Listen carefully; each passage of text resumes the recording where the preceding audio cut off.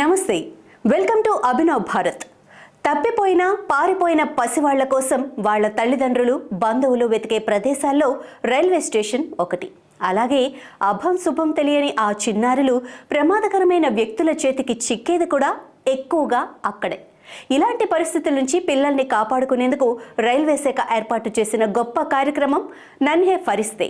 తప్పిపోయిన లేదా పారిపోయిన పిల్లల్ని గుర్తించి వారిని సంఘ విద్రోహ శక్తులకు అందకుండా కాపాడే బాధ్యత రైల్వే రక్షక దళం ఆర్పీఎఫ్కు అప్పగించారు.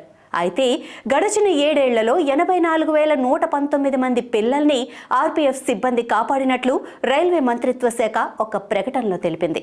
ఈ పిల్లల్లో ఇంట్లోంచి పారిపోయిన వారు, అపహరణకు గురైన వారు, వీధి బాలలు, బాల కార్మికులు, అనాథలు ఉన్నారని పేర్కొంది.